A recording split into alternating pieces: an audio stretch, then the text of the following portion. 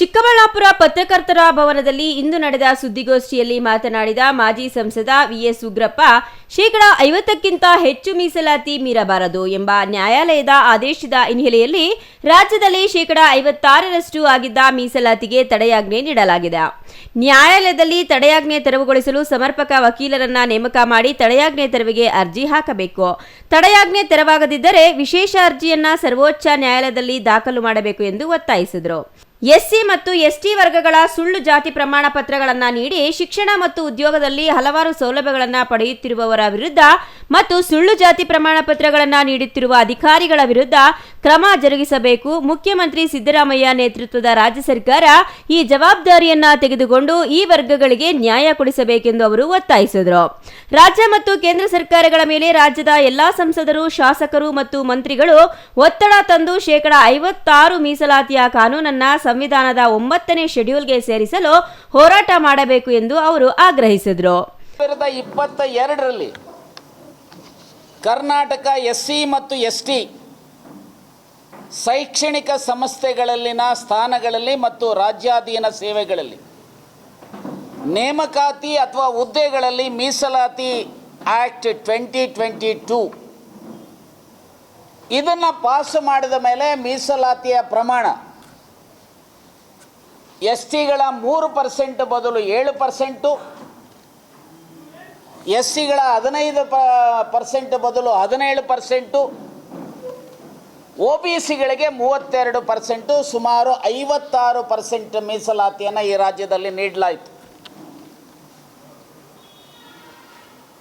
ಇಂದಿರಾ ಸಾಹ್ನಿಸ್ ಕೇಸಲ್ಲಿ 1992ರಲ್ಲಿ ಸುಪ್ರೀಂ ಕೋರ್ಟಿನ ಆದೇಶ ಆದಾಗ ಮೀಸಲಾತಿ ಜನರಲಿ 50% ಮೀರಬಾರದು ಅನ್ನುವಂಥದ್ದಿದೆ. ನಾನು ಇಲ್ಲೇ ಆ ಜಡ್ಜ್ಮೆಂಟ್ ಕಾಪಿಯನ್ನು ಸಹ ತಂದಿದ್ದೇನೆ.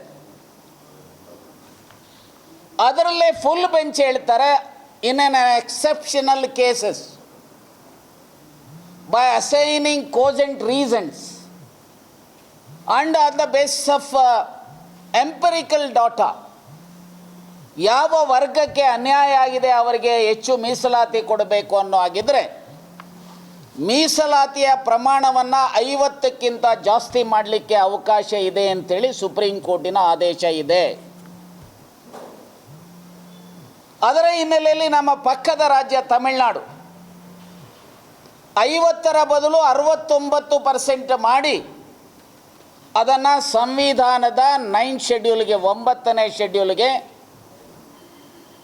9ನೇ ಶೆಡ್ಯೂಲ್ ಮೋರ್ ದೆನ್ 350ಕ್ಕೂ ಹೆಚ್ಚು ಈ ರೀತಿಯ ಎನಾಕ್ಟ್ಮೆಂಟ್ಸನ್ನು ಅಲ್ಲಿ ಸೇರಿಸಿದ್ದಾರೆ. ಯಾವ ಕಾನೂನನ್ನು ಸಂವಿಧಾನದ 9th ಶೆಡ್ಯೂಲ್ಗೆ ಸೇರಿಸುತ್ತೆ ಅದನ್ನು ನ್ಯಾಯಾಲಯಗಳಲ್ಲಿ ಪ್ರಶ್ನೆ ಮಾಡೋದಾಗಲಿ ಅಥವಾ ಸ್ಟೇ ಕೊಡೋದಾಗಲಿ ಬರೋದಿಲ್ಲ ಅಂಥೇಳಿ ಅಂಬೇಡ್ಕರ್ ಅವರು ಬರೆದಿದ್ದಾರೆ. ಹಿಂದುಳಿದ ವರ್ಗದ ಜನರು ಶಿಕ್ಷಣ ಮತ್ತು ಉದ್ಯೋಗದಲ್ಲಿ 56% ಮೀಸಲಾತಿ ಅಡಿಯಲ್ಲಿ ಪ್ರವೇಶ ಹಾಗೂ ಉದ್ಯೋಗಗಳನ್ನು 6% ಮೀಸಲಾತಿ ಕಾನೂನಿಗೆ ತಡೆಯಾಜ್ಞೆ ನೀಡಿರುವ ಕಾರಣ ಇತರೆ ಹಿಂದುಳಿದ ವರ್ಗಗಳ ಜನರ ಸಾಮಾಜಿಕ ನ್ಯಾಯಕ್ಕೆ ಹಿನ್ನಡೆಯಾಗಿದೆ.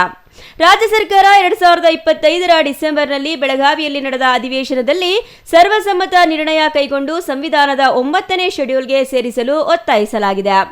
ತಿಂಗಳುಗಳಾದರೂ ರಾಜ್ಯ ಸರ್ಕಾರ ಈ ಕಾನೂನನ್ನ ಕೇಂದ್ರ ಸರ್ಕಾರದ ಮೇಲೆ ಒತ್ತಡ ತಂದಿಲ್ಲ ಎಂದು ಆರೋಪಿಸಿದರು. ಈ SC/ST reservation and OBC reservation act ಅನ್ನು 9th ಶೆಡ್ಯೂಲ್ಗೆ ಸೇರಿಸಬೇಕು ಅಂತೇಳಿ ಕೇಂದ್ರ ಸರ್ಕಾರದವರು ಅದರ ಮೇಲೆ 11 ಮೇ 2023ರಲ್ಲಿ ಪತ್ರ ಬರೀತಾರೆ.